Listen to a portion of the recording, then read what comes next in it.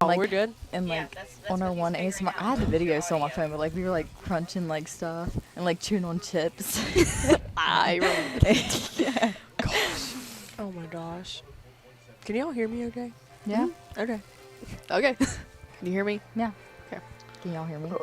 This is actually comical. I would be like, Can Nothing you like hear me? panicking here. Don't panic, Drew. It's like that one day when the power went out and we had to move on. That was awful. It went off this morning, our Check, power. check. Did it? Yeah. first day school? It went off this morning and Mom was like, you gotta be kidding me. My clothes were getting washed. Or like dried. My jeans I was wearing today, they were getting dry and I was like, you gotta be kidding me. I about got like third-degree burn. I like pulled my jeans out. Can it was, you like, ask burning him, hot. anybody, if they can hear us now? My mom's probably watching. Say their parents are. I was about to say, my parents are tasty. Because I can see it moving now. Can you? Mom. Let's see. All right. Yes. Oh. They can hear you. Yeah. Now, can they hear us on this or this? Yeah. Oh, yeah. That's for like the headset's for YouTube. Like This to is, hear like, each if you other? were to listen to it on the radio. Okay. Oh. See the difference? Okay, yeah. All right, here we go. So that's why, like, he'll have to go to play commercials and stuff, like what he's doing right now. And that's where I kept screwing up because I just kind of kept Blabbing. And good evening, ladies and gentlemen. Welcome to Wednesday night, the 23rd of August. And you know what Wednesday night in the fall means, folks? It means it is time for the Raider Review. First show of the season, and what would a first show be without pure, unadulterated chaos to begin? You know, you think you got everything put together, you think you know what you're doing. It's not the first time you've done it. And still, after years and years and years, you forget to turn the mics on. That happens from time to time.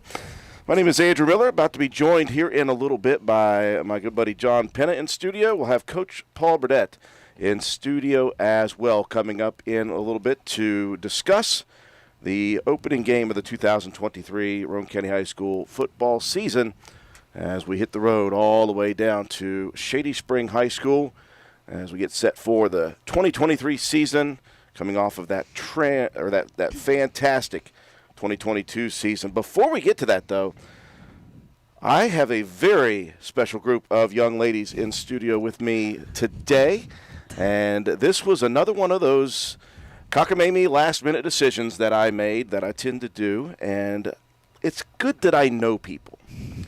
It's specifically good that I know the head volleyball coach at Roane County High School, Miss Allie Peary. Thank you very much, Coach. I do appreciate you at the last minute. I don't know if this was optional or if you gave these young ladies the option or not. No, they're all shaking their head. This was not an option. This was a requirement. They didn't know that this was a requirement, but they found out real quick. We're very happy to be joined in studio by the three senior captains for the 2023 edition of the Roane County Lady Raider volleyball team. We have Olivia Moorhead, Haley Nicholson, and Piper Harlan in studio. Ladies, thank you very much for joining us. Thank you for being patient with me as well. Let's get right into it. You guys are now the seniors. There's some other ones, but you guys are the captains on this team. Obviously, this is a sport that you three have played for quite a while. And I was talking with Olivia's mom randomly. Yeah, throw her under the bus right off the bat. Yeah. And I said, how long have these girls played together? Now, I know a couple of you have played a lot of softball together, but you guys have been on volleyball teams together for quite a long time. Olivia, where did this get started for the three of you? Back in 6th grade at Gary. Actually, these two talked me into playing my 6th grade year, so that's where it all started. You were not planning on playing volleyball? I was thinking about it, but She was they a got me in basketballer. there. Yeah. Really? Well, let me just say, I am extremely happy, as I'm sure Coach Peary is, that you decided to play some volleyball as well.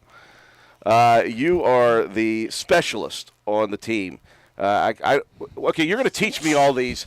She's our setter. I'm a setter. Okay, listen, is specialist an actual term? setter. Like that is her position. She's a setter. Yeah, well, Specialist she's is a like a defensive specialist. Isn't setting defensive? And Oh, okay. Fairly Well, close. what Football term, she would be like the quarterback. what I meant by that was she's a specialist in that she knows how to set the ball well. See, I took it back there. I took it right back. You are the setter on the team. That is an incredibly important position, as they all are. But what I found in my very small amount of time knowing, as you can tell, volleyball, it is very difficult to set the ball where it needs to be set in the right place. It is very difficult to do. You seem to do it most of the time with pretty much ease. Yeah. Allie. I have my moments, but Allie really does. I don't know. well, Liv puts in the work. Yeah, In the I put in off-season- the work. She makes me do countless reps every day. I'm Yeah. glad she's in studio that you guys This can is hilarious. Yeah. We actually did a lot of work this past winter, and I brought her in, and she did a lot of reps that way, like individually. And that was her saying, "Hey, I want to come into the gym and work." Well, that's a good thing because, She's again, got that self-motivation. yeah, if you're self-motivated to do what you need to do to get better individually off-season and out of the time that you're with the rest of the team, it really helps once you guys get together. Now, I know that everybody here is very busy, and so you're trying to split your all's time between sports. You're trying to split your time between other things that you all like to do. How much time are you guys able to get in the off season together as a group? Of course, there are flex day situations in the summer and things like that. Is there any time that you guys have at all in the off season? Because, well, I guess, is there any off season for you guys? No, No, not I really. mean, It's our all the way around. preseason is really like smackdown. Like all summer, we're working together. Well, I know this. I know the couple of you guys play summer or summer softball, obviously, so that takes a lot of time up as well. I'm sure Coach Peary loves that. When you take it back though, sixth grade, which one of you, was it Mahaley or Piper or both of you, that accosted her and talked her into playing? I feel like it was Piper because of ABA. I don't know. Yeah, it might have been. But then she Well, also no. played with me. I'm pretty sure it was both of you because Yeah. after I played volleyball sixth grade, you and I started playing travel ball seventh grade. Yeah. I'm thinking it was a bully-like situation. I can just picture it back in my Peer mind, pressure. where the Yeah. two of you are walking down the hallway in sixth grade like you own the place, Yeah. and then you push her over to the lockers. What's funny is that Liv was the setter, but Liv was taller than us all throughout middle school. Yeah. Really? For the most part. Oh, you've never seen a picture of them? Oh, Li- yeah. listen, like, I- it was like a I've seen tower. a couple of pictures shared online of these little girls. Some of them are missing teeth sometimes, but it is very hilarious to see that. But you guys have now made it up to your senior season.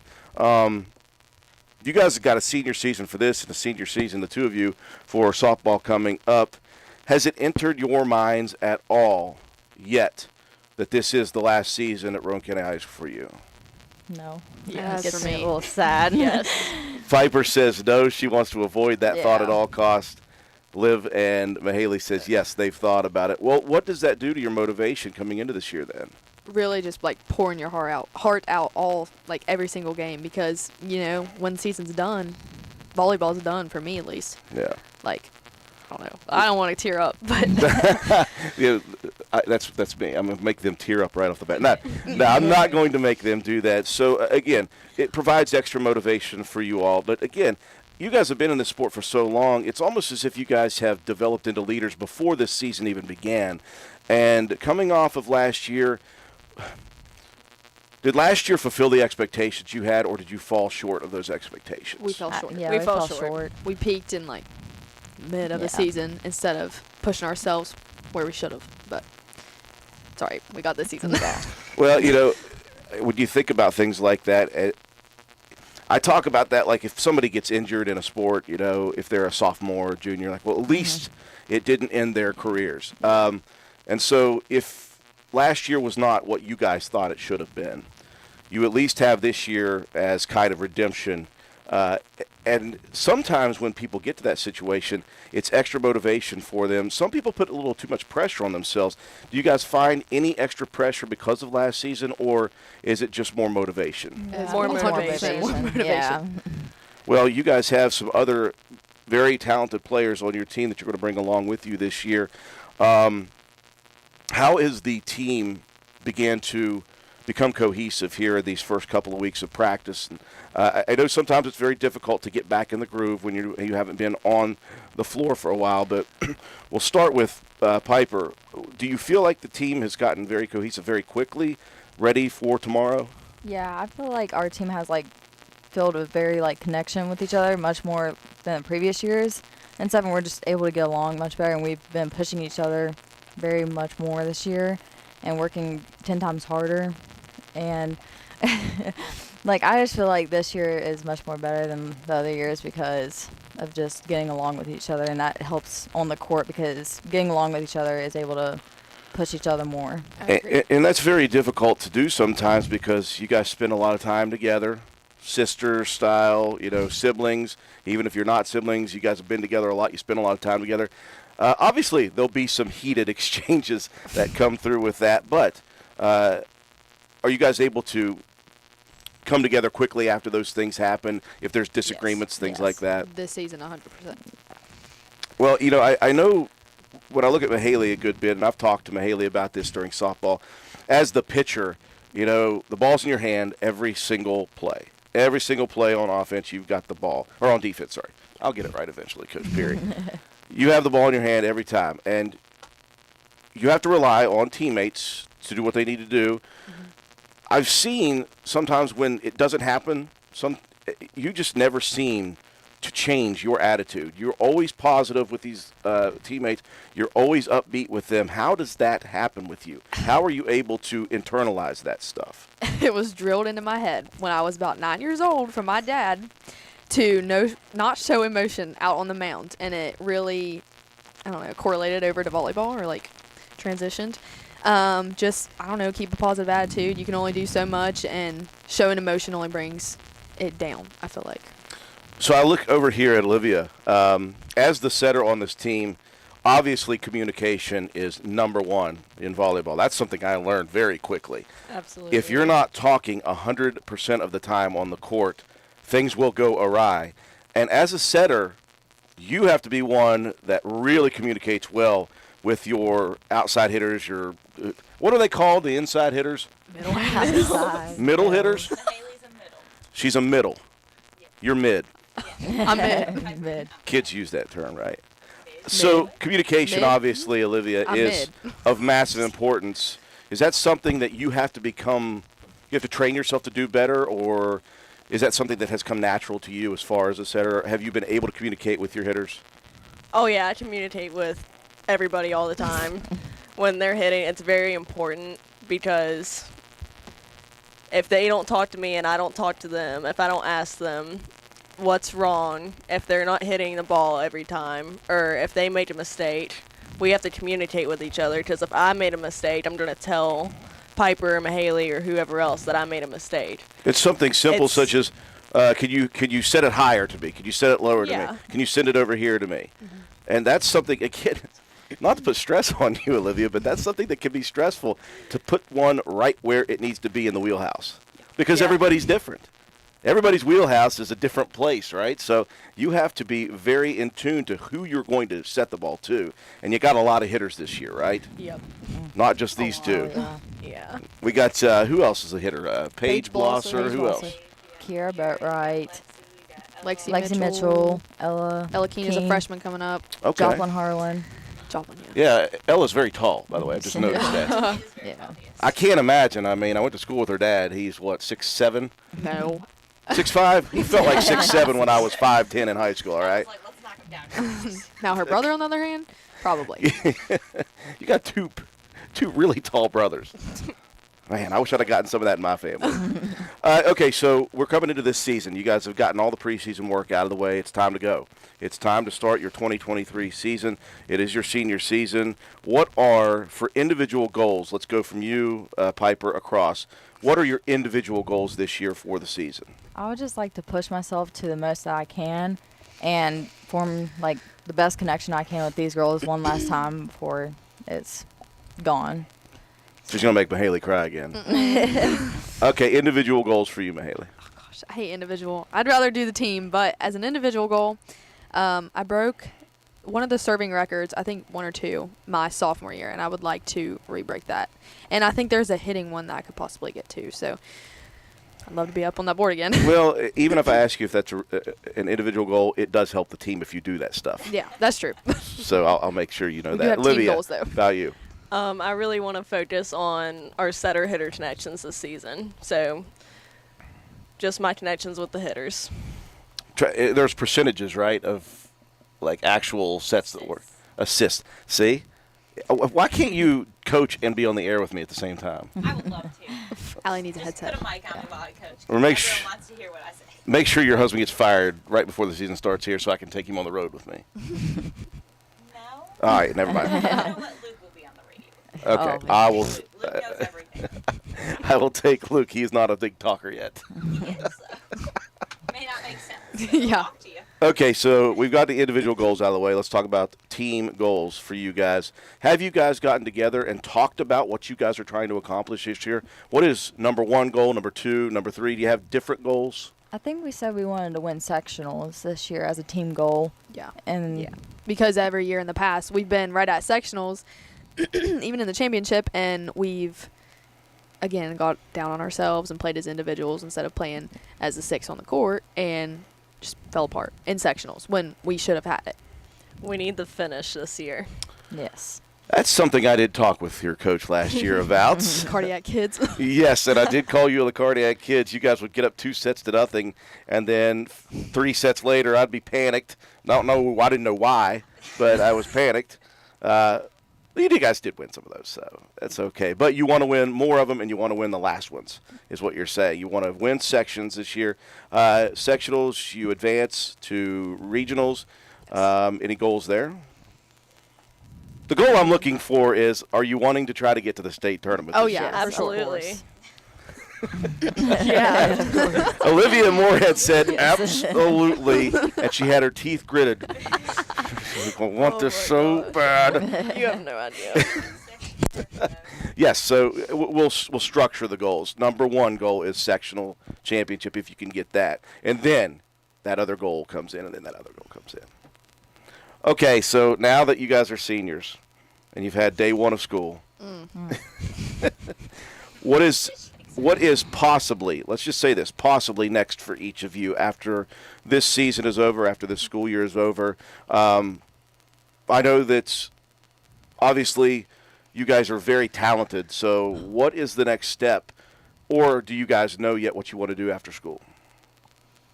I'll start with Piper. I know. I think I want to advance in my volleyball career and try playing volleyball somewhere and go for my business degree. And then maybe go to cosmetology school or something after that. But I want to just focus on playing volleyball and my business degree, and I'll see from after that. How about Miss Mahaley? Well, this work gets a little bit harder for me with volleyball. That's why I mentioned it. Well, so basically, my plan is after this high school year is over, I would like to go play college softball somewhere. I still don't have a school picked out yet. I've got an offer, but I'm not committed anywhere yet. But I want to go to college and play softball, and I want to major in exercise science or kinesiology, and then later become a physical therapist. Awesome. How about you, Olivia? Obviously, I'd like to continue volleyball after high school. I want to major in nursing, which might be harder with volleyball and nursing school at the same time, but I'm willing to fight through it. At least try it if you Yeah. can. Yeah. Well, you got a former college volleyball player with you. Have you guys been able to interact with her on that level? Have you asked her questions about what the next level requires? I Yeah. think we have. Pointing them out now. Can't believe she's throwing them under the bus. Actually, nobody can see who she's pointing. Nobody can see who she's pointing at. They're just looking up like, yeah, no. Ladies, we're going to be with you throughout this season, obviously, on WVRC, on our YouTube channel. Hopefully, I don't sound just absolutely awful this year. I don't know what I'm talking about half the time, but I just learned right now that the specialist is an actual position. The setter There was one thing is to is the person who gets the ball to the person who hits it over the net. Listen, when I grew up, volleyball was bump, set, spike, all right? It's not murder, death, kill like it is nowadays. What is it like? Yeah, you kill and then you maim. Sorry. There's Pass, set, or assist, spike. Okay, we Hit. did discuss, but I've forgotten already. I need another tutorial before the season starts. Yeah, no Remember you two-hand thought that was touches. Finessing the ball, and I told you it's not finessing the ball, it's them panicking. Panicking. What is the one I called a soft touch? It's a dink. A dink. Dink. When they tip the gas, you call it a dink. I don't want any of you on this stage right now to go back and watch any of your games or do it on silent and play some music over top of my voice.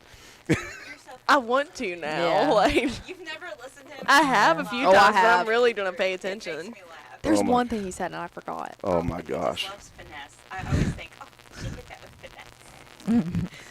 So you're saying they missed it at that point?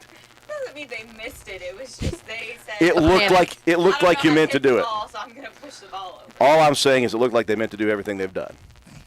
So it looks smooth. Yeah. And so I make it sound like they meant to do it. You make them sound smooth all the time. Ladies, thank you all so much for coming up here. It's fun to talk to you all anyway off the air, but to get you on the air is even more hilarious, and I really enjoy it. But obviously, yeah, we will be with you guys throughout this season. We're going to cover a lot of your all's matches, home and away, and we look forward to you guys reaching some of those goals that you guys set for yourselves this year. Obviously, sectional tournament would be awesome to take care of if you can get to that point, but it all starts tomorrow at St. Mary's, 7 o'clock, right? Yep. Yep. And we'll be on the air with pregame coverage for the Lady Raider volleyball team at St. Mary's at about 6:40. Olivia Moorhead, Mahaley Nicholson, and Piper Harlan. Thank you all so much. Thank Thank you. you. Wonderful young ladies. Folks, we're going to continue here after the break. Got to give our sponsor, DW Excavating, a little bit of love. When we come back, John Penna and Coach Paul Burdett in studio. Yeah, you're good. Great job, girls. You did good, girls. So much fun. Say goodbye to everybody on YouTube. Very much more. I don't know what to You say. did good, girls. You guys are awesome. I enjoy talking. You can tell when the panic sets in because you guys start to ramble more and you're like, Yes. yeah. Don't worry, I'm a rambler too. I was like, Yeah. And then we asked Can you stick around for a while? Okay. Said, yes, I listened. I about cried. Like when he asked me about personal girls, Probably whenever I was like, just go all I can and have a good connection with the girls. I was like, it's you something. guys did good. Very good. Very good. It's just like I can't think of some stuff to say, so I'm like. Well, you're still well I spoken. stand back here and I just make fun of him the whole time because you don't like to put me on air. I like to put you on air. You don't like to go on I air. don't like to go on air. That's the If difference. they I win feel like if we sectionals, were I'll able go to like on just air. like how we were talking before, it was fine. But then whenever it's like we know people are watching us, so we're like, oh gosh. Panic. I did feel my phone buzzing while I was talking, like text messages. I'm like, I turned mine off. Your brother was tuning in, by the way. Oh, you get all that. Right there. Oh, Nicholas Moorhead. Nicholas. It's like Nicholas. All right. Are they done? Except for Mahaley. I need her to stick around till the show's over because I got to have her record something. Yes, I'm sorry. how long will it take? 30 more minutes. If you need to go somewhere and come back, we're going to be here till late because we got to record a bunch of ads. So if you need to go somewhere, huh? Am I the first dad? Yeah, we'll make sure you get done first. What's your ad? I'm gonna pop off. Aww, that's so sweet. I just hate that I live so far. I'm sorry. Bella's the one that's stuck. You're okay. Your mom, I told you to text your mom. Oh, it's my mom's fault. Okay. Good job, girls. I'm proud of you. You guys really did it. No, the you only all are thing good. that got me was when Piper said very much more, and me and Ella looked at each other. I started making Throw fun it Piper under the bus. That's the only time that you guys, I was like, good job, Piper. And I'm not even an English teacher, so. I don't like talking in front of classrooms. I don't like talking in front of classrooms. So you're saying you don't want to be a teacher someday? All right, Ella and I are gonna sit out here. Okay. Thank you, Drew. Thank you all. Just an absolutely wonderful time talking with the senior captains from the Lady Raider volleyball team, Olivia Moorhead, Mahaley Nicholson, and Piper Harlan. Those young ladies have worked extremely hard at their craft, be it volleyball, softball, school, whatever they do, they like to excel. They are now the captains of the squad, and their first match gets underway tomorrow evening, as we mentioned, as the Lady Raiders travel to St. Mary's High School for a 7 p.m. dual match. We'll be there with pregame coverage on our YouTube channel at around 6:45 p.m. Very excited to bring the next group of individuals in studio. Wherever they are outside, they need to get themselves in here because we want to talk about the upcoming football season. Again, Roane County coming off the historic season last year, going undefeated in the regular season for the first time in school history, and looking to obviously follow up on that tremendous season with more if they can get to it. Just a couple of notes here for the Roane County sports season in the fall. The golf team is underway. They've had a couple of decent finishes, finishing runner-up and finishing fourth in a couple of matches. And most recently they've had some struggles, but that's okay. Still early in the season, and as always, we will eventually be able to bring the golf team in studio once the regional tournament or state tournament is over, depending on where Roane County ends up. Hate to announce this, unfortunately, but the 2023 version of the Roane County High School soccer team will not be this year. Did not have enough players, unfortunately, this year to have a season. So, unfortunately, that's just one of those things that in a small community, you sometimes don't get it. Sometimes you do. But we hope that they are able to get that back next season. And, of course, not a lot of other things going on in sports just yet. A lot of the seasons will be kicking off next weekend, next week, the week following. And once we start to get some actual games and matches in, we'll start to be able to talk about high school, middle school, midget league action, everything we really enjoy talking about throughout the fall season here at the Raider Review. Very happy to be joined in studio. We got something new this year, guys. Unfortunately for you, we have to wear headsets. We're used to that, John Penna. Yeah, just put any of them on. They're all turned on.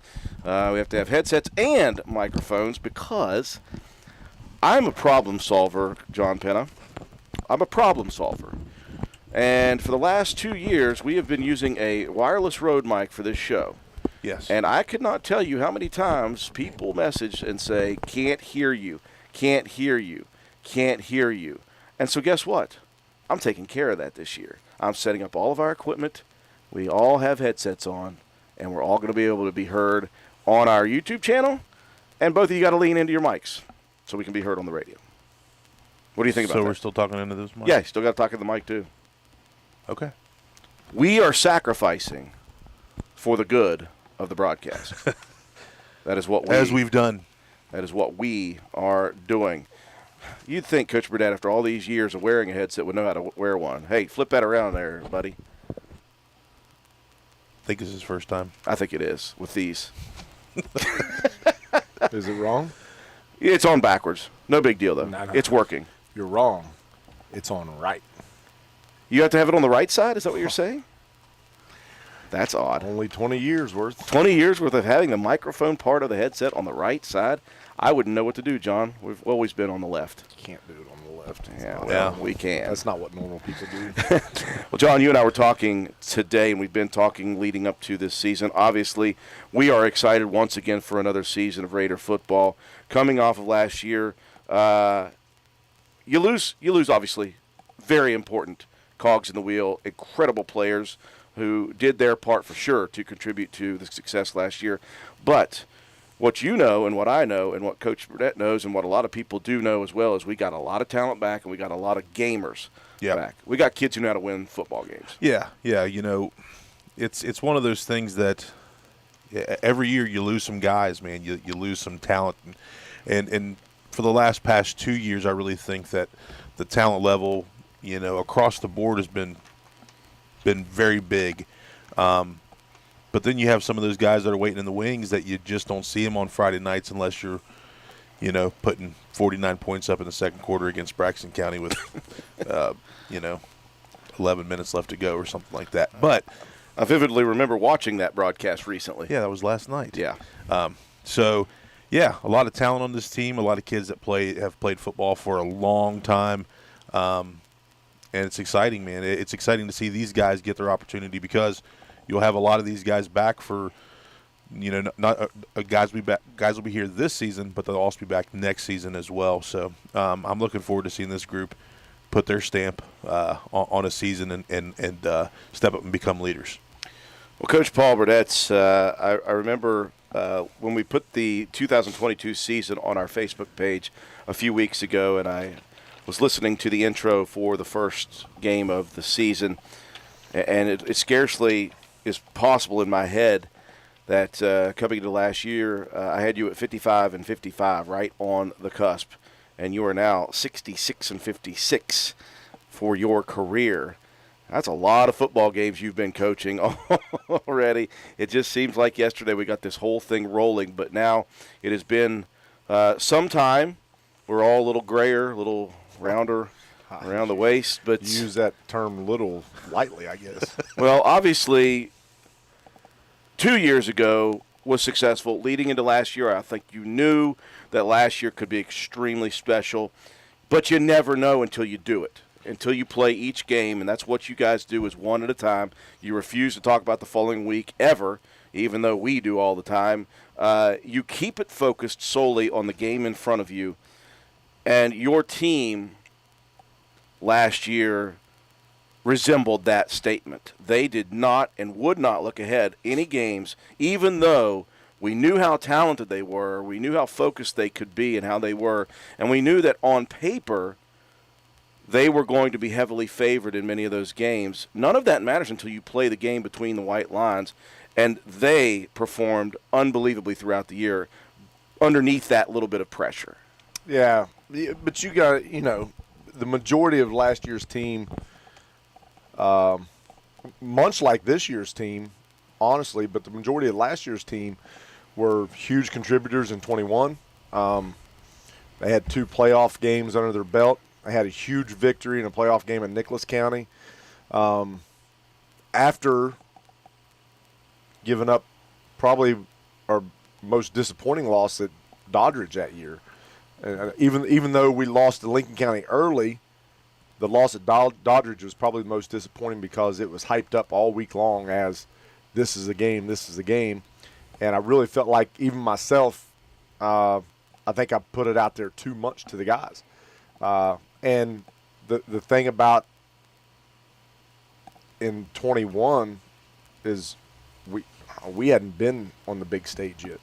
We just hadn't, because with that group of kids, 19, all those guys were pretty young, and we were in some good games, but it wasn't the big light games. And then, of course, COVID was a disaster all the way around, whether it be injuries or just dealing with that period. But so I really felt like, and I probably sat here and said the exact same thing this time last year, but I felt like we just made the game too big. And I learned from that mistake. I think our guys learned from that mistake, and we got the huge win at Nicholas County, which really set the stage for what we did the next week at Independence. And we were just hairs away from pulling a major upset there. But those guys were experienced, and they knew what it was like to be in a big game, and it didn't rattle them. And they came into the season with that type of confidence. They had worked so hard in the offseason to put themselves in a position to be successful last year. And, yeah, I mean, if I was being honest with you and I would actually say something about it last year, I would have probably said, yeah, maybe there's a chance of being undefeated. But, as a coach, I would never step out on that limb just because it's a virtual suicide. It's a death nail if you try that. So you don't do that, and I never will. But we knew the chance for major success was there, but we had to take it one game at a time, just like we talked about. And what those guys were capable, or what those guys were able to accomplish last year, is amazing. I mean, for our little community, it had been 30 years, and they were focused. They were tight. They were brothers, and they just wanted to go out and play football every Friday night, and they did a great job of it. And we just, again, just hair short in the final game last year. So we had a dislocated elbow that may have changed significantly the outcome of that North Marion game. That was part for sure. But in the midst of all that, you did mention how nice it was for the first time in 30 years to feel that community support, to feel that love. And it didn't happen just on its own. It was very organic, and there was a lot of people who really got involved to put it out there and get people to just something to remind people that you are a part of this thing. Right. And it can be fun if you get involved in really cheering this team on. And it developed a lot of pride in our county once again. And I'm hoping, against all hope, that continues no matter what. I'm hoping that coming into this year, people don't think, well, that was the year. There are a lot of gamers coming back on this team. You talked about guys who have won a lot of games, guys who have been in fires, guys who know how to win games in tense situations. Those youngsters that followed those seniors along last year, they did very much the same thing. They've been in the fire a good bit, and they continue to develop over the year. And you're going to have to rely on a lot of those guys who are, again, those sophomores and juniors. There's some seniors now from that group as well. But you've got a lot of talent coming back this year, and they know what is required. Yeah, definitely. I don't know. It's hard to. You can't say it's about the same as it was last year because they're different kids. They're different mindsets. But we returned a lot of starters from last year's team, and you could look at it two different ways. You only return 4 seniors. And you could say, well, it's not very good. But you could also say, that's really good for the future, But all 4 of those guys play a instrumental role in our team. Jacob Bunner's been a starter now for 3.5 years. He was in the fire in 21. He's in the fire in 22, and he's going to be in the fire in 23. He got in the fire a little bit in 20 as well. Yeah, it was that Braxton County game. It was it's kind of a coming out party. Yikes! For him. Yeah, so that stuff's not new to him. Of course, Brandon Richardson, senior, came in last year and played a really big role for us on both sides of the ball, but last year especially on defense, just was an absolute difference maker for us on the defense side of the ball. And that just got better and better as the year went on, and had some big plays on offense as well. And, of course, Sawyer Hunt, who has really impressed coaches in the offseason and preseason. He's grown. His body's grown, and I knew when Sawyer was a freshman, them Hunt boys came in – not the biggest, but they're tough as nails and just do whatever you ask them to do. And I told Saul, I said, be patient. I said, by the time you're a senior, you're going to be right where you need to be. And, man. I think I saw the maturation of Hunt last year defensively in the secondary. He saved his – or didn't save it, but he played his best football defensively last year in the final 3 games of the season. Yep. Saul, he's just grown each and every game, and huge, and even more of a difference between last year and this year, offensively and defensively. We made a move with him. He moved from cornerback into backer. Sometimes he'll be in the box as a stack backer, and when he is, man, he is downhill playing hard. And so he's been really impressive, especially on that side of the ball, but on the offensive side of the ball as well. So we love the growth that Saul has had in the offseason and his leadership abilities. Andy Jetton moves from corner to defensive end. Andy's a big, strong kid. He's lanky. He's your typical defensive end build. He's smart. He's coachable, and he's doing a really good job there, and will only get better as he continues to get more reps in that new position for him. And jeez. Drawing a blank on my last guy, but I shouldn't be. Well, that was 4 seniors. Was it? Yeah. Well, that's why I'm drawing a blank. He's in preseason mode for sure. You mentioned a couple of those seniors. Obviously, I think that Andy Jetton will be important, replacing one of the two seniors from last year, and Ori May and Matthew Schaefer, who both were very, very good on the one side.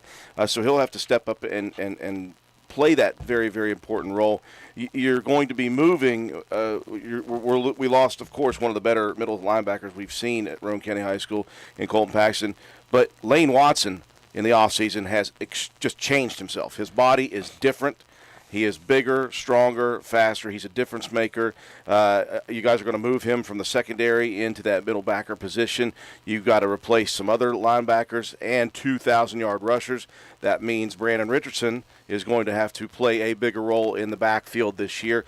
And again, he did not play offense for many years in Texas. So he got his feet wet a little bit last year, and now you guys are putting a little bit more on him. It's nice, though, I think, to have that complimentary back in Shea Harper. Yeah, so, we went from Schuyler and Breyer for the last 2 years to this year, at the halfback positions or wingback position, you got Shea and you got Brandon, and both those guys are explosive, owning their own individual way, I guess you could say. Shea's just got a natural knack of running the ball. He moves his body well. He's a long, lanky runner. Shea's fastest once he gets past 15 yards. A lot of backs have the early burst and then it kind of falls off. Shea's got good speed to 15 and then it excels tremendously. Yes. And Brandon is the flip of that. Brandon from 0 to 20 is electric, but he's got good speed, breakaway speed as well.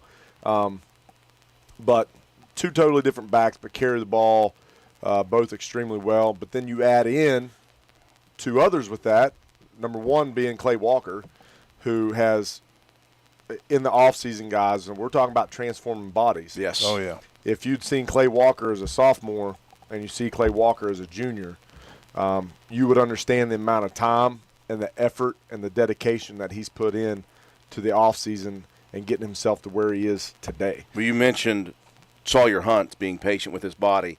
Clay, about as tall as he's going to get. Yeah, he's reached the limit on that, I'm afraid. But that's okay. He's taller than Doug. But that heart never stops growing. He's got a couple hairs on Doug, yeah. Well, that heart never stops growing, and that provides that impetus for that work ethic that he absolutely has and possesses in droves, and that's what he's done. And, for the way that Clay's built, it's hard to tackle. He's low to the ground, he's thick, he's strong, and he's got pretty good speed. So add him in that mix, and then you throw Sawyer in there. Sawyer will get some carries this year, and he's proven in the preseason here that, he's capable of running strong, catching the ball out of the backfield, catching the ball in the receiver position. So, those four guys handling the ball, and then you got to throw in Lane Watson. He's going to be your heavy package back, correct? Lane will see the ball in his hands handed off, but yeah, when we go heavy, he's the Colton Paxton from last year. Somebody told me, now I haven't had a chance to see it because I've been daggone busy both scrimmages. I'm so sick of that. But that's neither here nor there. That he's lighting people up as a lead blocker without even touching the ball. Lane likes to hit people. You can say that confidently. Lane likes to hit people, and I like to watch Lane hit people. I'm not sure that people like for Lane to hit him, but he's done a really good job. He's playing tight end, he's playing power back, he's playing H back, he's playing split end, he's playing slot. He's going to be everywhere, and people's got to honor him and figure out where he's going to be, and he's got to be a focus as well as everybody else for opposing defenses. And that's just talking about the running game. You get in the passing game, you add Lane into that, which we've seen Lane in the past and what he's able to do in the passing game. You add Coben Cottrell into that. Coben's another guy who has worked so hard in the offseason.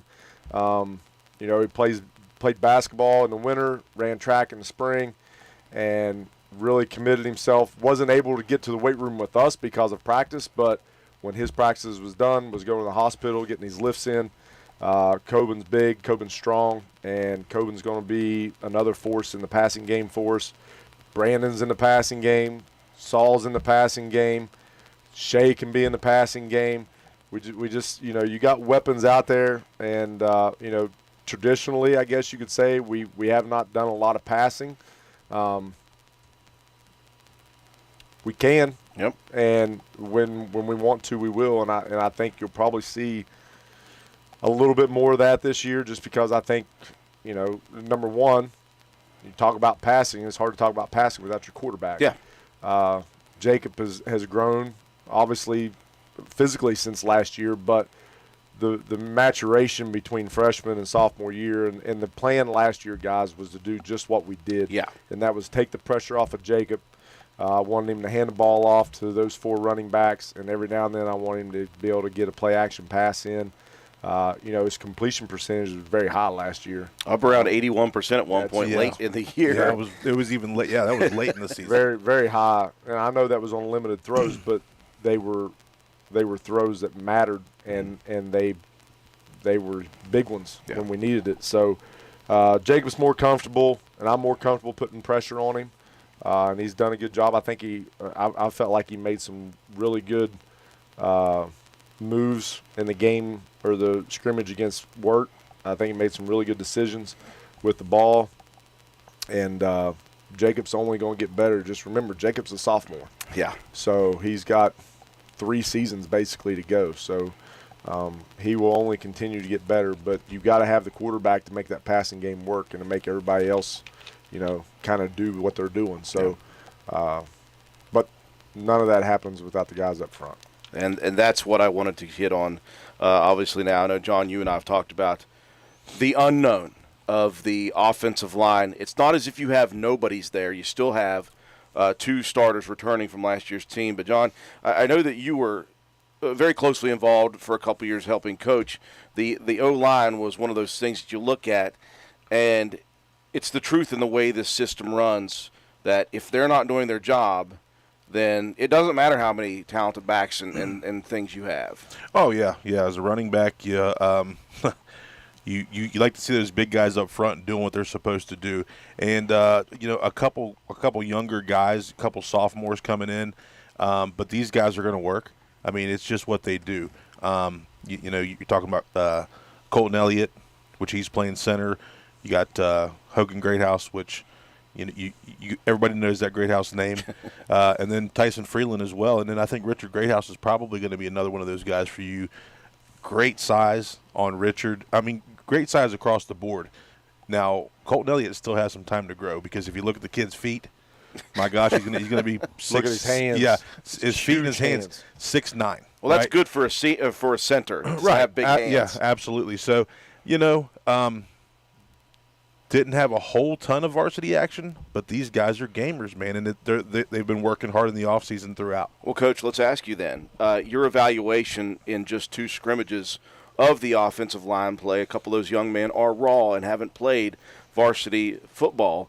How have they meshed over the first couple of scrimmages? Is that something that you were surprised by, excited by, concerned by? What's the evaluation after the first couple scrimmages? Well, I think, obviously coming in, we knew that was the biggest question mark on offense, because that's where we lost the most at. We'd seen Shea run. We knew what Clay was capable of. We knew what Brandon was capable of. He ran the ball. But we didn't know what was going to be in front of them. We knew that those guys were there. How were they going to work? How were they going to develop? All those guys, had great attendance in the weight room in the off season, and really worked to get bigger and get stronger. It helps to know that there's positions available if you want to work and get it. Sure, and so we had a battle. There was a good battle going on. John mentioned Richard, and Richard and Hogan and Tyson were all working really hard for that guard and tackle spot. And we kind of, Colton just kind of stepped in at the center position. It's kind of his natural position, and we didn't. I mean, he could play guard or play tackle, and Hogan can play center. But we thought, if we can shore that position and focus on these 2, and they was a heck of a battle. Even going into the Warren scrimmage, it was still uncertain. But, going into Friday night, it's going to be Colton at center and Hogan at guard and Tyson at the other tackle. And those guys have done a pretty good job in the 2 scrimmages. The group as a whole has done a pretty good job. And scrimmages are a really crazy entity because you don't get a chance to game plan or understand, hey, they're going to run this defense against us, and this is the front we're going to be blocking. You just got to kind of guess, I think, judging by last year, that's what we're going to see. Unless you're St. Mary's, right, Coach? Well, yeah. So, for what they've been given, I feel like they've done a good job, and it hasn't always been perfect, and it's not expected to be right now. What we look for the most is effort and physicality, and those guys have done a good job with that. When it comes to execution, they've done fine, and the ones that they've missed on have been little misses, so it's okay. We look forward to seeing those guys continue to grow each and every week, and again, that's another thing with that position is the more reps you have, the more comfortable you get, the more comfortable and understanding you get with each and every play. It's not like we change our playbook every week. Yeah. It's pretty much cut and dry what it's going to be. So those guys are going to get tons of reps, and Richards is a 6th man, and he's ready to go when that time comes. And Richards only going to get better. And he's just a sophomore. Just a sophomore. But if we're being honest, 4 of those kids should be all 4 of them should be sophomores. But yeah. Freeland. Unfortunately, Freeland's a junior and a sophomore age. So Yeah. Well, thanks a lot, Tina. Yeah, Tina said, "Go on, get." I hope Tina's I'm done. listening. I'm done with you. Get out of here. Well, you got that youth, and then you've got the 2, we will call them veterans now, in Bunner and Jet, that can anchor this. Do those young guys look up to those guys right now and kind of rely on them for some, may not be advice, may just be watching them and how they perform? Yeah, those guys they work together a lot, especially in the preseason and in the summertime drills. They're together tons and tons and tons. And so, yeah, I mean, they're watching those 2 guys and understanding what it takes to be successful. And but honestly, when you put your hand on the ground Friday night, it's you and the guy to your right or you and the guy to your left. So they don't have a lot of correspondence with Jet and Freeland or Jet and Bunner on the other side because they're doing their own gig over there, So you really, when it comes down to it, you got a couple sets of teams across the field on the offensive line for the way we do things. You got guard and tackle on the right, you got guard and center on the right, then you got center and guard on the left, and you got guard and tackle on the left. And depending on what the scheme is and how the plays run, those guys are working combo blocks and doubling and climbing and doing that type of thing. So it's a lot of getting used to each other and understanding the feel of when a guy's coming off and when I got to take over. So playing the line is a lot more complicated than what people think it is. It's not just put your hand in the ground and go block the guy in front of you. Well, there's guys not put your elbows out and run at the guy. Those days are gone. So, oh my gosh, yeah. We've got some schemes that get a little bit complicated, but we got some schemes that are really simple too, and they're some of our best plays. And so I'm excited to see their development. And the best thing about it is when next year rolls around, and I'm not looking for next year. We got all this year still, but when next year rolls around, you return 4 of those 5 guys. Yeah. So that's exciting. Well, Coach, we talk about offense so much, and obviously the statistics bore it out last year, 39 points per game, top 3 in the state of West Virginia. But that could not be overshadowed by the defensive effort last year. 5 shutouts, averaged number 2 in the state of West Virginia in Class AA in points per game given up. That was a monumental defensive team last year. The scheme remains the same. And you've plugged and played some of these guys who are into different positions, taking care of the seniors that we lost from last year. You still have a very, very talented defense coming into this season. Yeah, so you mentioned earlier about losing Colton Paxton, which is a huge deal, but we also lost 2 more of the 4 starting linebackers. So, linebacker was little guys named Briar Bigler and Skylar Delk. Yeah. Yeah. So remember those linebacker was a big concern, as was the offensive line. On the offensive side, you flipped it around to the linebacker on the defensive side, and believe me when I tell you that probably sometime around Saturday afternoon after the North Marion game last year, Coach Peary and I was probably talking about linemen and linebackers. Yeah. I would have promise.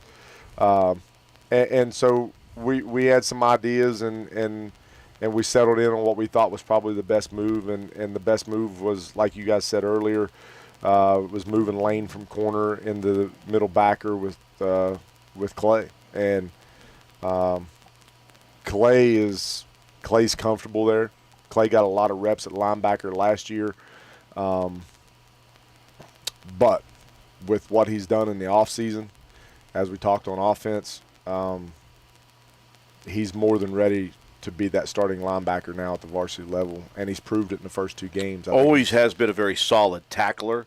Yeah, and he's got a nose for the ball. He understands the reads. Lane as well. The thing with Lane is just comfortable. Yeah. And he's getting there. There's no doubt. All right, but when he's played secondary or outside of the box, for the last few years, and so getting back in there and getting in that mix and having to read linemen and find the ball and take the right angle and take a block on with the correct shoulder, all that stuff matters. And again, people don't really understand the complications of linebacker other than just go tackle the guy with the ball. It's a little bit different than that. Yeah. But Clay and Lane in the middle, it's kind of like, we're kind of getting back to the point to where we were last year with Colton and Skylar in the middle and the way those guys play together. And they did that for 2 years. Clay and Lane's going to have 2 years. And the more reps, it's like a broken record, guys. The more reps, the more comfortable, the more knowledgeable you get, the more you understand, the quicker you see it, the quicker you read it, the quicker you react. All that comes. And right now, if there is on either any play a lack of reads or a lack of finding the ball, there is no lack of effort and there is no lack of physicality, and that makes up for a lot of stuff. Yeah, that can cover for a lot of things. And that's talking about the 2 inside backers. Now Shay's a constant still in the linebackers from last year, the only constant really as far as starters go. But Shay's kind of a hybrid guy out there. I mean, he can play in the box, but as we all know, Shay's kind of a lockdown defender when it comes to the pass game. What did he have, 6-7 interceptions last year? A lot, whatever it was. Probably should have been more than probably should have been more than second team all state. Yeah. But that's out of my hands. But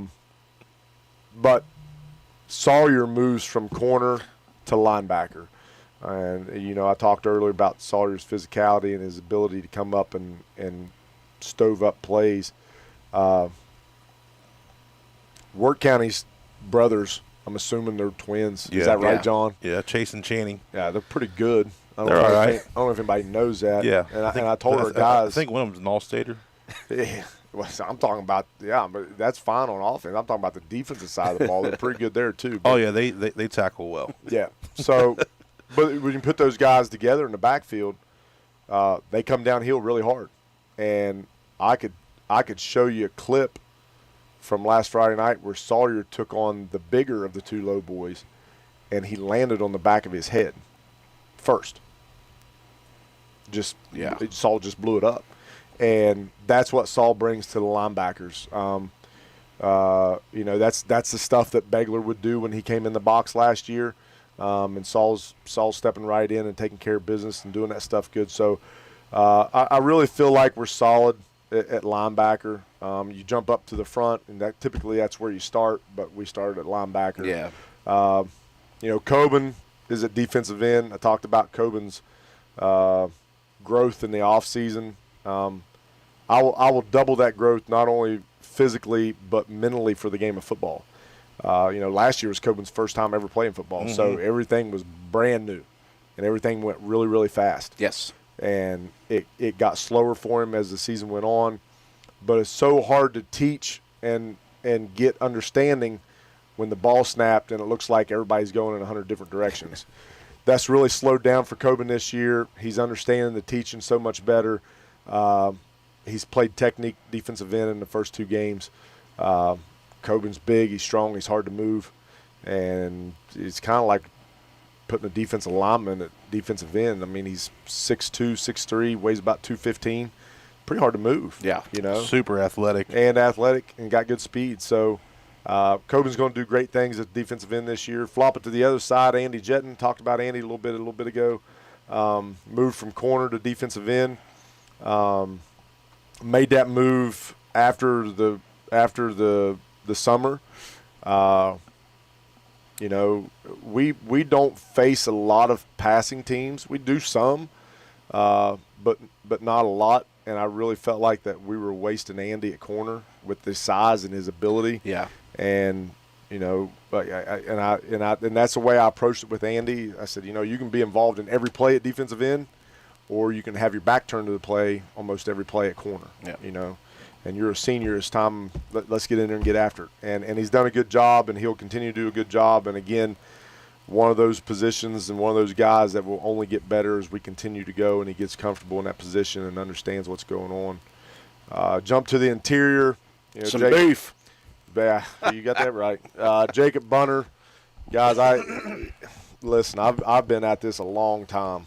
I hate to say that, but it's true. John's cut your hair. He knows.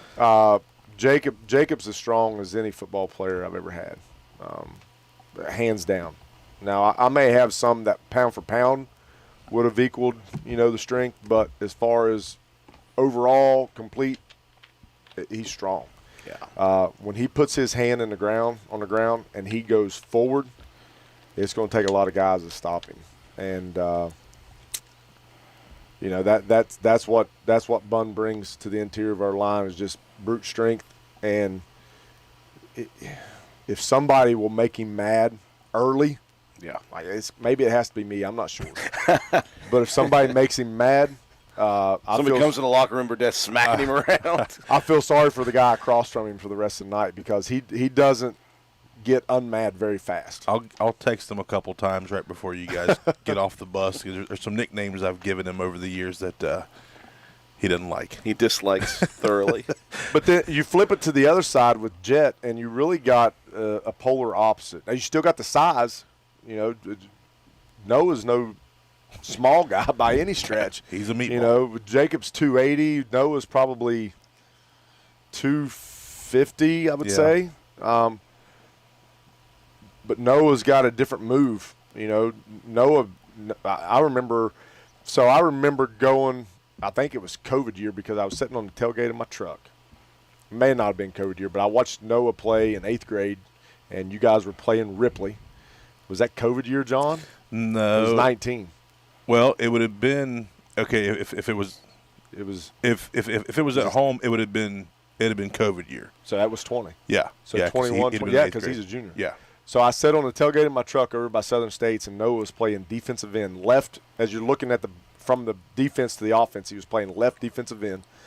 And I remember Ripley running tosses to the opposite side of the field, and I remember watching Noah run it down from the back and make tackles. Oh yeah.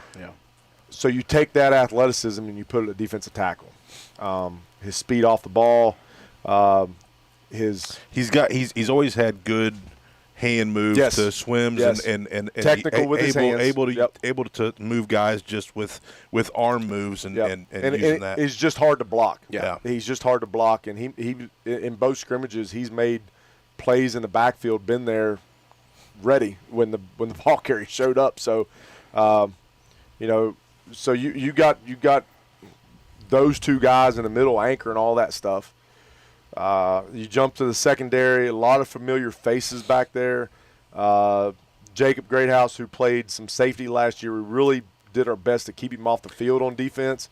He made plays, though, when he was there. Oh, he had two picks. 2 picks in the first game. Yeah. So he goes to corner this year. I'll be honest with you, there's a battle at the other corner right now, a big battle. You have sophomore. Cooper. Come on, you guys make me think of too many names. I'm sorry, Coach. Cooper Greathouse. You got Chad Blosser and Brody Proctor, freshman, battling it out for the right side corner, I guess. And those guys, one of those guys are going to start Friday night. Does that mean that guy will start next Friday night? Nope, because I see that battle continuing as we move forward. And maybe all three of those guys get playing time at that position. Yeah. You know, it's too early to tell, or maybe somebody says, hey, this is mine, and they get it and go with it. And if that happens, then that's fine too. But we've got to get something solidified there, and I know those guys with competition, that will happen. Yeah. And then you step back at safety, and that's where you find Brandon. And we all know what Brandon did from mid-season on last year from the safety position. You know, we played him up in the box some, and then I'm not sure which game he ended up at safety, but I can tell you the first game I know he was at safety, and that was at Doddridge County because he made multiple stops either at the line of scrimmage or behind the line of scrimmage from safety. And that's when I said, me and Coach Peary decided that we had found a guy to fill that role, and you can never tell a lineman he's responsible for blocking a safety. Yeah, right. So he, you know, he's like having another linebacker in the box, but he's 15 yards from the ball. And he's fast enough to get to stay in coverage if he needs to be that guy. Yeah. But he comes downhill so hard, like a linebacker. He's not got too bad a speed. He's decent. He's able to move around all right. So, and, you know, you said it earlier, Drew, as good as we were offensively last year, we may have actually been better defensively. Or equal. Yeah. And, you know, hats off to Coach Peary, and I don't know if he's listening or not. I know he's watching the ball game between St. Mary's and Doddridge, as maybe I am too as we're sitting here. But Coach Peary's an aggressive defensive coordinator, and I like that. Yeah. I like getting after people. I don't want them to be comfortable, and I don't want them to know where the blitz is coming from next. And when Coach Peary took over, I said, "Hey, man, this is what I want, and I hope that's what you're after." And he said, "Yep," and we've lived by it since, and it's worked for us, you know. And it's not, there's nothing crazy technical about it, but we get after people, and I hope that we continue to do that this year. That's the philosophy.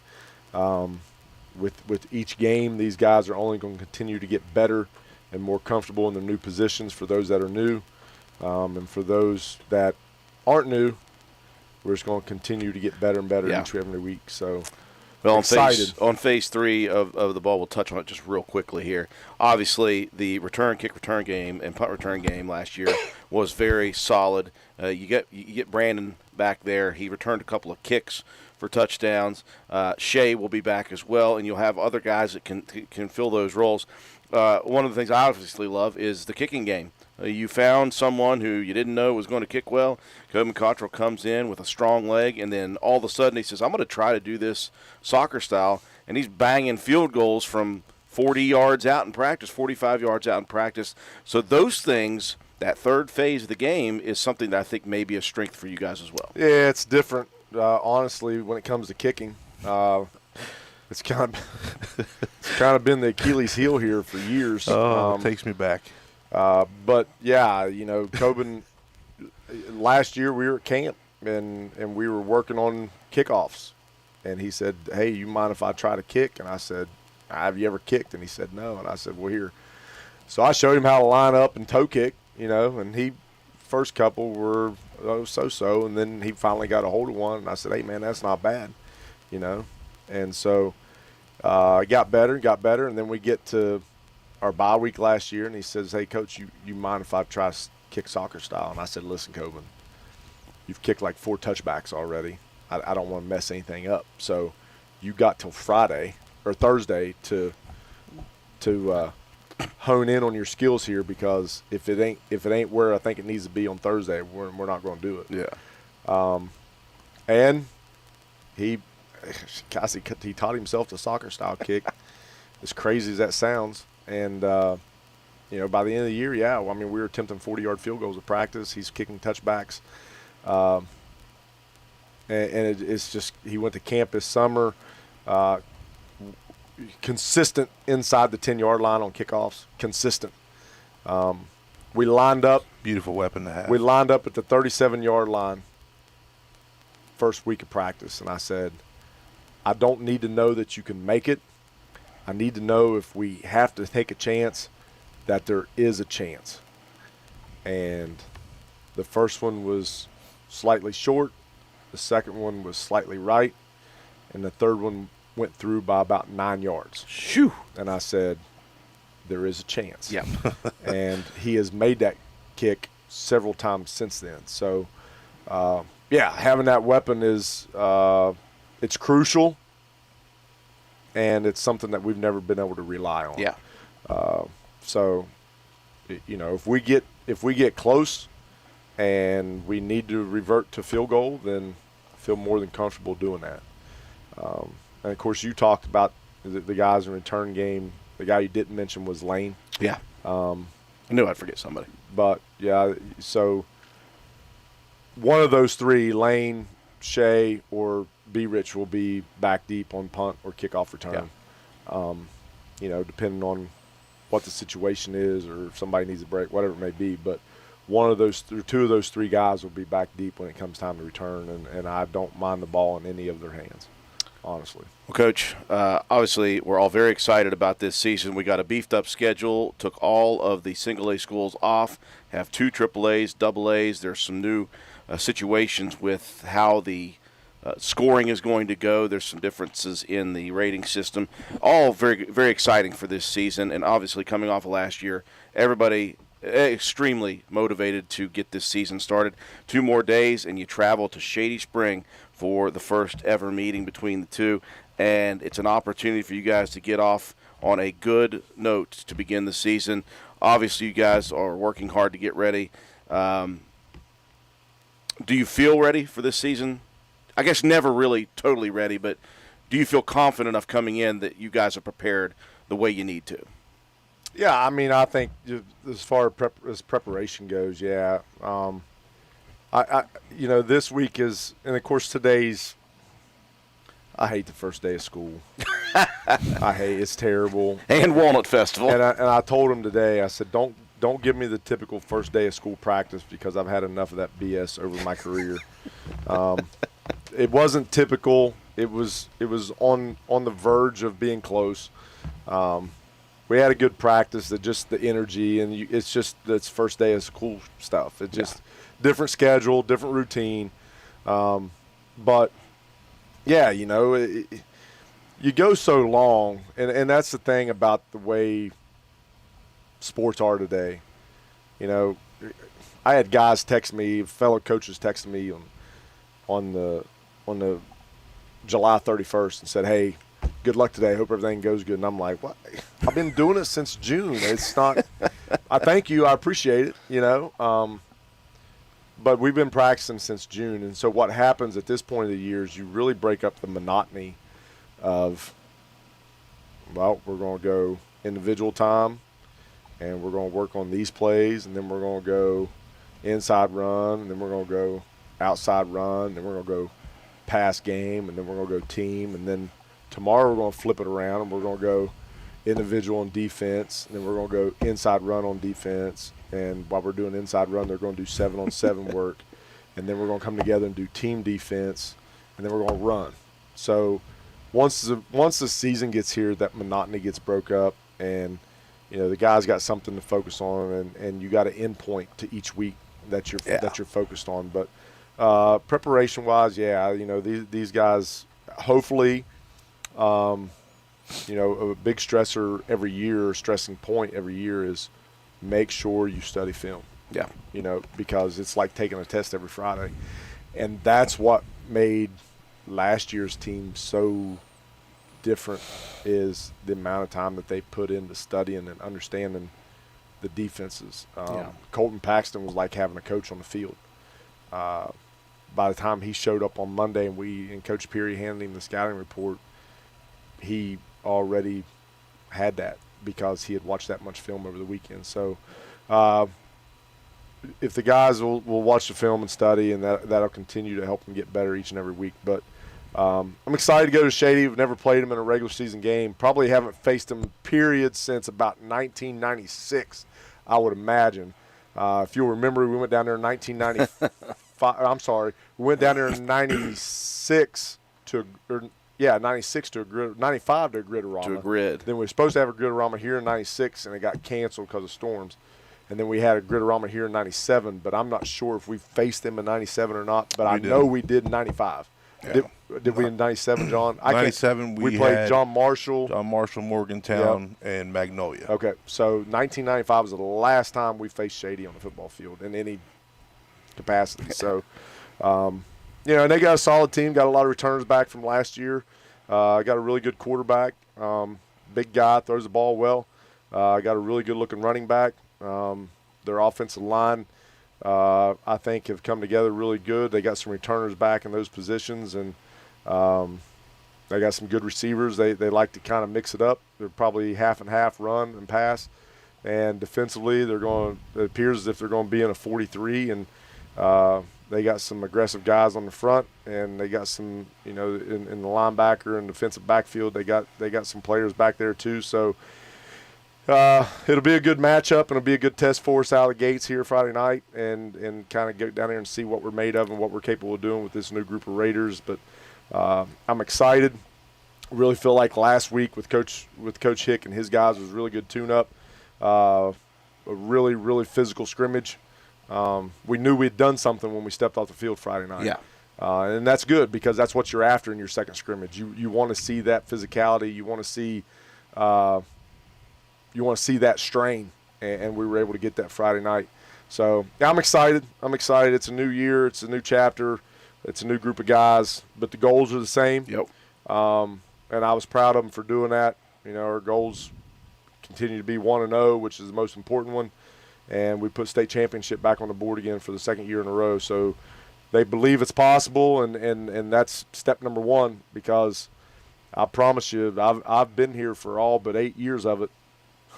Yep. Again. And that's only the second time that's ever been put on the board. I can remember the first time we put playoffs on the board as a goal, and the first time we started talking about playoffs. So we're excited, and I hope the guys are excited. I hope our community is excited. Once we get this first game over with, and I'm not looking past anything, I'm just giving you the future, we're home for 4 weeks in a row. Yeah. So hopefully we can have some good crowds, and don't let the construction and the stuff deter you. They will bring you up and drop you off at the concession stand. So we'll talk about that next week. Yeah. As many people we can get to Shady. Let's get to Shady and support these guys. We're ready. Well, we'll be ready after. We'll be ready after tomorrow. 48 hours away from opening the 2023 Roane County High School football season. Coach Burdett, thank you again for joining us here tonight. So excited for Friday night football coming up once again on WVRC as well. And we don't have a lot to talk about as far as sports are concerned here this week. Obviously, tomorrow it is Roane County Lady Raider Volleyball. Will be on YouTube for that one. That's a 7 p.m. duel versus St. Mary's. And then Friday night football pregame begins at 6:30 down at Shady Spring. Kickoff is set for 7 p.m. John Penna, final thoughts? Yeah, I just want to know what the weather's going to be like on Friday night. Absolutely. That's why we give him the hat. Coach Paul Burdett is now meteorologist Paul Burdett. What's the weather going to be like, buddy? He did forget. I know he did. I did, totally. I knew it. It's going to be warm. But the best thing about the field at Shady Springs is the sun is on the field until there isn't any sun. So it'll be as warm as possible for as long as possible. No problems about that. That's great. There's a chance. There's a chance for some storms that may cool it down, but I think they kind of backed it off. But it is supposed to be a little cooler down there than it is at home. So, but it doesn't matter. We're going to play a football game. We need as much support as we can get. Absolutely, folks. I want to thank our senior captains from Roane County's volleyball team, Olivia Moorhead, Mahaley Nicholson, Piper Harlan. Thanks to Coach Peary for bringing those girls up for the first show. Thanks to John Penna and Coach Paul Burdett. And we are out here for tonight. Remember, join us for Rome County High School football this coming Friday night at Shady Springs High School.